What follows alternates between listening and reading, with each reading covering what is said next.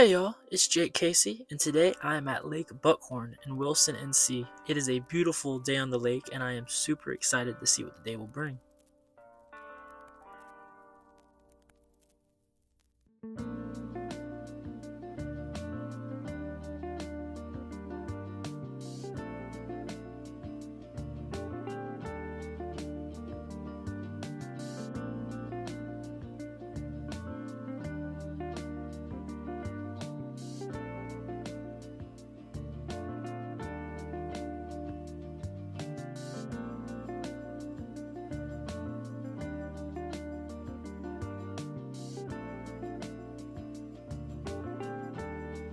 So now that the boat's all ready, there's just one more step we have to do before we can enjoy our time here on the lake.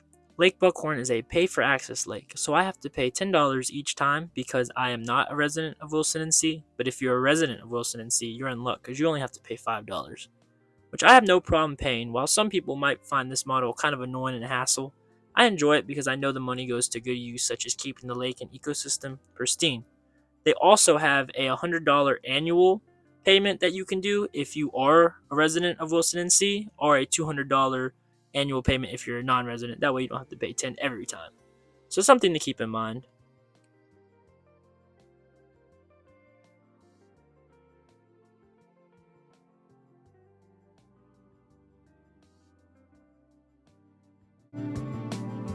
So now we are all paid off and ready to go enjoy our day on the water.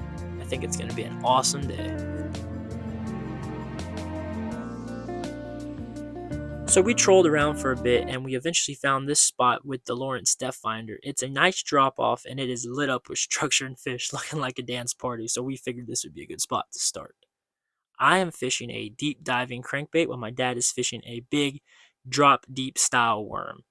We fished here for a little bit, but sadly, we couldn't get anything to hit. But I want to show you all a cool product to give you a good reference point, which is one of the harder things fishing deep. These buoys are awesome. You just drop them down and you cast around that, and you know exactly where you saw them under the boat. It's awesome.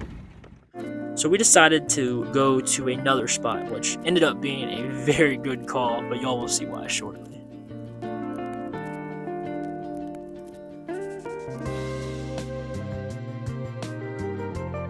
As we pulled up to a more shallow spot, we were in utter amazement at this enormous school of shad that was cruising down this mud flat. It was insanity. I've never seen this many shad out and about like that. And my fishing senses were tingling as a bass fisherman. You know this is what every bass fisherman hopes to find on the lake. And you know there's going to be a lot of bass within this school. And I just can't wait to catch them. And within about 5 minutes, as I could call, a bass hit right off the bat, suspended, just casting around that bait. I'll let y'all enjoy this fight, but I was very hyped because I knew that I was about to get into the bass.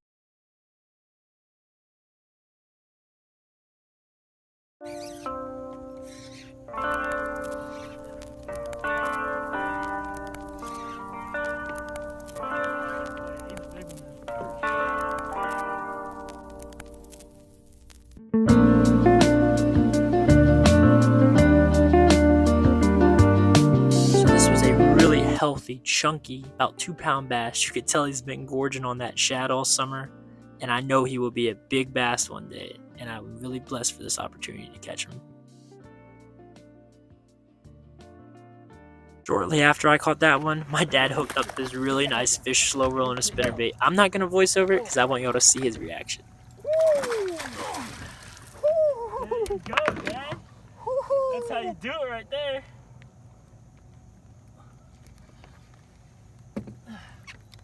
Look at that, baby. That's a good one right there. Love to see it. As long as my dad's been fishing, he still is so excited to catch fish like that. I hope I always have the same passion he has.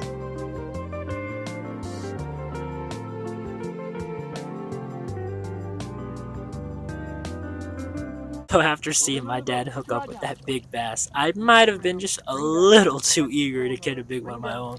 Maybe my mom was playing tricks on me thinking this fish was huge. This is a 12-pound bass.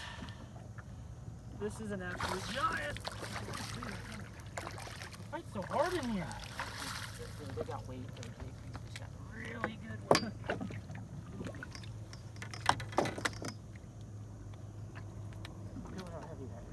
Oh yeah. So while it might not have been the 12-pounder I was hoping for, it is still a beautiful, gorgeous bass. Just look at the coloration on that fish. Not a legion in sight really brings a smile to my face. Let's release this beautiful bass and see what else we can catch.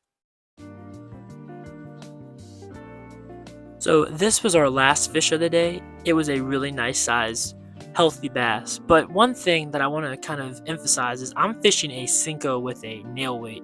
Now a lot of people might not do that, but I have really good luck with the nail weights. And I'll give an in-depth review of them at the end of the video as a conclusion. But why I like them is I think you get a little more castability with them, which helps a lot fishing these lake bass that are on big schools of fish you need to cast out. But also I think it sinks and gets it to the strike zone a little bit quicker, which is really helpful and really goes a long way in getting these fish to get that good reaction bite. So I released him, and that was a great catch. And as I was out here, I just could not help but take a second to admire the beautiful sunset. I hope I never get too caught up with the hustle and bustle of everyday life to take this for granted, and I'm always appreciative of it and just the beautiful intimacy of it all.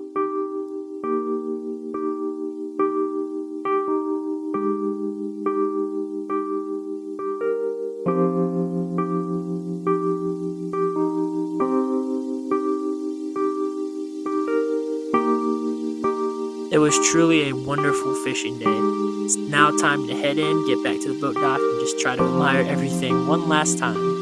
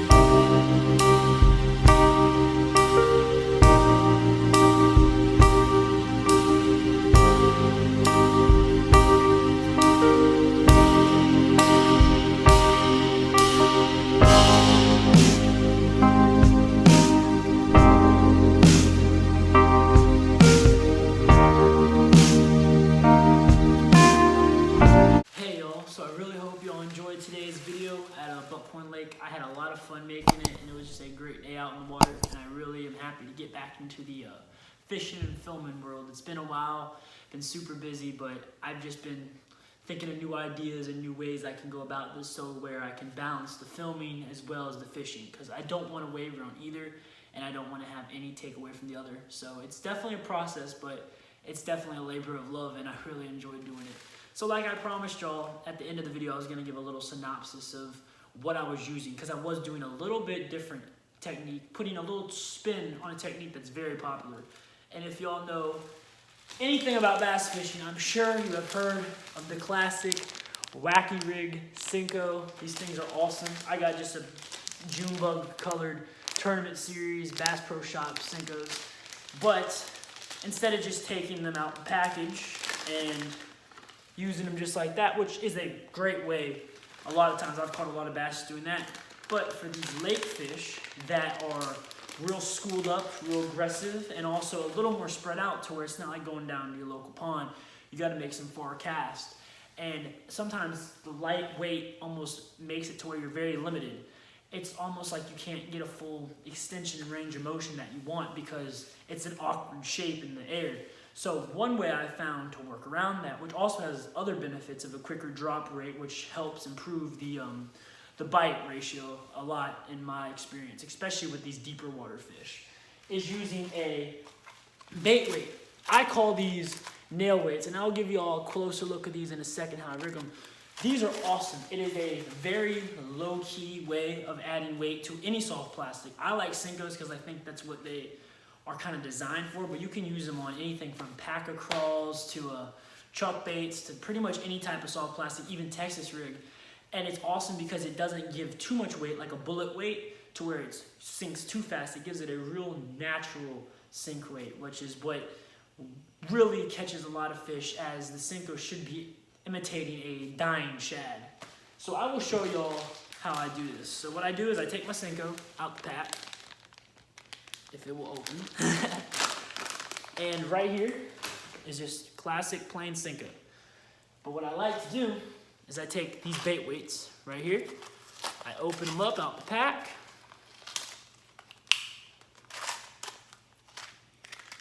and I take a big nail weight. And this is exactly what it is. But I don't like to put all the weight because I think it's just a little too heavy. So what I do is you just take the nail weight right here, and you take a little piece of scissors. It cuts super easy. And just cut just a little piece of that nail weight. As much as, like right there, a little less than half. And just snip it right off like that.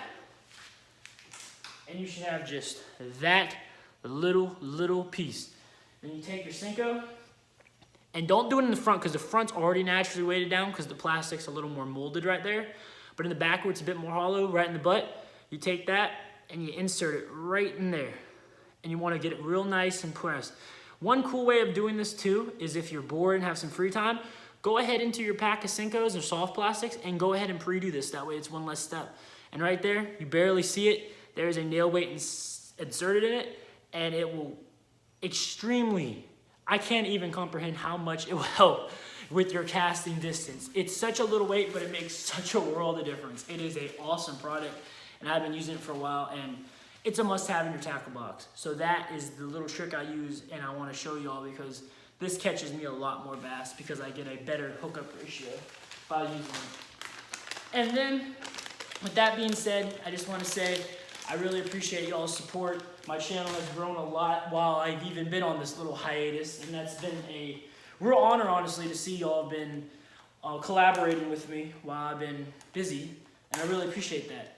So we're going to keep trying to grow. We're going to keep pushing out consistent videos, but I'm not going to waver on anything. If I don't think I have a good vid, I'm not going to post it. I'm going to keep going until I get a good vid because y'all deserve the best, and also I don't want to not give 100% on anything I do.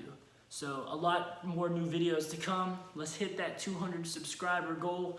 That way I can get a new external GoPro mic so I can kind of blend the voiceovers with the on-camera natural audio from the catch right away. And I really appreciate all the support. Thank you all for watching, and see y'all in the next video. Peace.